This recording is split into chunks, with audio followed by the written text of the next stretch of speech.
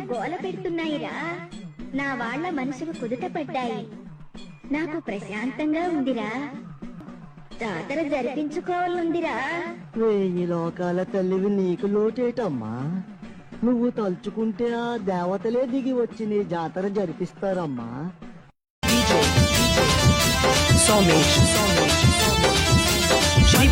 మొగుడికేమో పట్టి మంచం, సొంతింటి మొగుడికేమో నేలే మంచం.